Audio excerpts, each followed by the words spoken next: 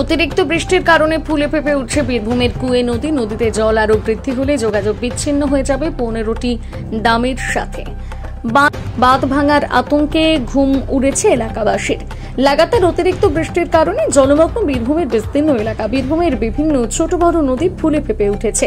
প্রতি বছরের মতন এবছরও কুয়ে নদীতে জল বাড়ার ফলে বাঁধ ভাঙার আতঙ্কে ঘুম উড়েছে অঞ্চলের প্রায় 15টি গ্রামের মানুষের।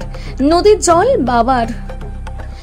জল বাড়ার কারণে কান্দুরকুলা গ্রাম থেকে বাক্সিনা যাওয়ার রাস্তার উপর দিয়ে জল বইছে। আরও জল বৃদ্ধি হলে যে কোনো সময় লাভপুরে ওই 15টি গ্রামের সাথে কীর্ণাহার সমস্ত রকমের যাতায়াত বন্ধ হয়ে যাবে।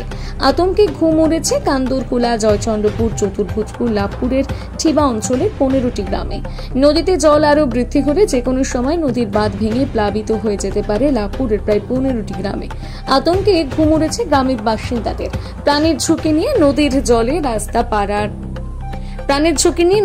রাস্তা পারাপার হয়ে পোলিও নিয়ে যাচ্ছে স্বাস্থ্যকর্মীরা।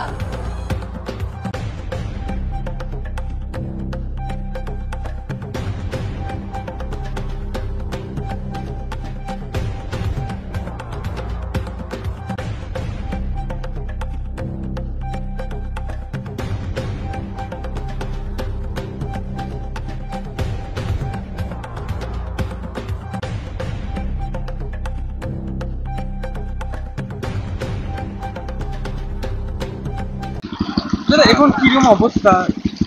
এখন বর্তমান অবস্থা খুবই খারাপ। যেভাবে আকাশ বৃষ্টি হচ্ছে তাতে করে আমাদের এই কুয়ে নদী ফুলে ফেঁপে উঠছে। তাতে করে যে বাঁধ ভাঙার বা যাতায়াত ব্যবস্থা সমস্ত কিছু একটা খুব অসুবিধার মধ্যে আছে। কতটা আতঙ্কে রয়েছে? আতঙ্ক তো প্রচণ্ড আতঙ্ক যেভাবে জলটা বাড়ছে তাতে করে পরবর্তীকালে যাতায়াতটা তো পুরো বন্ধ হয়ে যাবে। এদিকে আমাদের লাভপুর ব্লক বা গ্রাম পঞ্চায়েত যে কোনো মানুষের সুবিধার্থে যেতে হয়, কিন্তু সেটা যাওয়া যাবে না। এবার এইটার জন্য বিকল্প ব্যবস্থা যদি কিছু করে প্রশাসন, তাতে আমরা একটু উপকৃত হব, একটু সাহসটা হবে। কতগুলো গ্রামে এই মুহূর্তে কান্দরকুলা, এদিকে খাঁপুর, বলরামপুর, কান্দরকুলা, খাঁপুর, বলরামপুর, ছিপা, হরিপুর, জয়চাঁদপুর, চতুর্ভুজপুর, এগুলো মোটামুটি এখন জলমগ্ন হয়ে গেছে। আরো কি জল বৃদ্ধি হলে হ্যাঁ, জল তো বৃদ্ধি হলে বাঁধ ভাঙবেই। বাঁধ ভাঙলেই আমাদের ক্ষতি। এরপরে বাড়ি ঘর পড়বে এবং কৃষি জমিতে একবারে শেষ হয়ে যাবে। এখানে সাধারণত আমাদের কৃষি প্রধান এলাকা, প্রত্যেকটা লোকে এখন ওই কৃষির উপরে নির্ভর। এবার সেই কৃষি জমি যদি নষ্ট এখন তো ধান রোয়ানো হয়নি, এখন বিচন বীজতলা এই মুহূর্তে ডুবতে শুরু করে দিয়েছে। এরপর যদি একটু জলটা বাড়ে তাহলে সব কিছুই একবার পচিয়ে শেষ হয়ে যাবে। চাষিরা কি করবে? চাষিরা তারপরে তো যা গ্রীষ্মের ধানের যা অবস্থা, তাতে করে তো চাষিদের অবস্থা খুবই খারাপ। জল বাড়ছে প্রচন্ড পরিমাণে বাড়ছে। এই যে প্রতি বছরেই বন্যা হয় এবং নদীর বাঁধ ভাঙে, গত বছরে দুবার ভেঙেছিল, এইবারও কি সে আশঙ্কা রয়েছে? হ্যাঁ, বাঁধ ভাঙা তো আশঙ্কা আছেই, বাঁধ তো ভাঙবেই। আমাদের দীর্ঘ ধারণা এবছর যেভাবে বর্ষণ, তাতে করে বাঁধ ভাঙবেই। বাঁধের যা অবস্থা, তাতে করে বাঁধ ভাঙবে। বাঁধ তো সব ম্যাক্সিমাম জায়গায় দুর্বল জায়গা হয়ে আছে, দুই সাইডে মাটি নেই, অথচ বাঁধটা খাড়ো হয়ে আছে। সরকার থেকে সাহায্য এই মুহূর্তে এখন কিছু পাওয়া যায়নি। তবে আগের বছর কিছু কিছু পাওয়া গিয়েছিল, যখন বাঁধ ভেঙে বড় আকার ধারণ করেছিল তখন। এখানকার না, এবছর এখনো পর্যন্ত কিছু আসেনি। গত বছর আমাদের এমএলএ সাহেব যথেষ্ট সহযোগিতা করেছিলেন।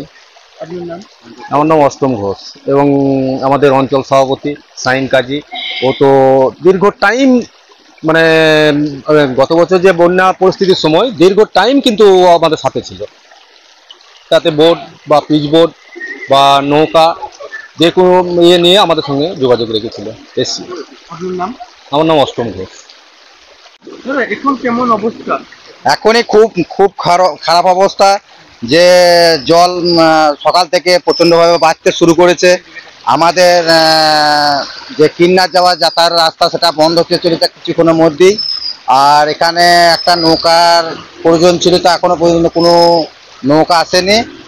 স্কুলের ছেলে মেয়েরা যাতায়াত বোধহয় বন্ধ হয়ে যাবে আর কিছুক্ষণের মধ্যে। স্কুলের ছেলে মেয়েরাও পড়াশোনা করতে যেতে হবে না। আর এই রাস্তাটা কি আর কিছুক্ষণের মধ্যে জল বৃদ্ধি পেলে বন্ধ হয়ে যাবে, এমনিতেই বন্ধ হয়ে গেছে, এখন মানুষ জোর জবরদস্তি করে যাচ্ছে, রিস্ক নিয়ে যাচ্ছে? রিস্ক নিয়ে যাচ্ছে। তা যদি নৌকার ব্যবস্থা না করে আমাদের মানে ওই হাট বাজার করা বা কোনো জায়গায় যাওয়ার খুবই অসুবিধা হয়ে যাবে। কোনো যদি কারো শরীর খারাপ হয় তাও পেরিয়ে যেতে পারবে না। মানে প্রতি বছরই কি এমন? হ্যাঁ, প্রত্যেক বছরই এই সমস্যাটা প্রত্যেক বছরই হয়, আজ নতুন কিছু নয়। আর এই বান এলেই মানে আমাদের খুবই আতঙ্ক থাকে, সাপ ব্যাঙ, তারপরে এই মাঠের চাষবাস সবই ক্ষয়ক্ষতি হয়ে যাবে। কতগুলো গ্রাম এখন এই মুহূর্তে এখনো মোটামুটি 16-17টা গ্রাম বিপজ্জনক হবে। জয়চন্দ্রপুর, হরিপুর, খাঁপুর, কান্দরকুলা, বলরামপুর, হ্যাঁ, চিপা। জল বৃদ্ধি হলেই যোগাযোগ বৃদ্ধি হলেই যোগাযোগ বিচ্ছিন্ন হয়ে যাবে। তার সব থেকে বেশি হরিপুর, জয়চন্দ্রপুর, কান্দরকুল, খাঁপুর আর কান্দরকুলা আর বলরামপুর, এই কটা বেশি জলমগ্ন হয়। এখন মানে অবস্থা মানে স্বাভাবিক হলেও মানে বৃষ্টি, নদীতে জল বাড়লে পরে হ্যাঁ, নদীতে জল বাড়লেই আমাদের খুব সমস্যা হয়। হ্যাঁ, এখন কেমন পরিস্থিতি? এখন একটুখানি কি আছে, তবু মানে আর কিছুক্ষণের মধ্যে আরো পরিস্থিতি খারাপ হবে আর কি। আর যে হারে জল বাড়ছে আর কি, আতঙ্ক তো আছেই, আমাদের আতঙ্ক তো আছেই। কোনো জায়গায় হয়তো বাঁধ ভেঙে যাবে, বেশি জল বাড়লি, আর একটু জল বাড়লি হয়তো বাঁধ ফাঁধ ভাঙবে, এসব হবে। আপনার নাম? আমার নাম হচ্ছে উৎপল মণ্ডল।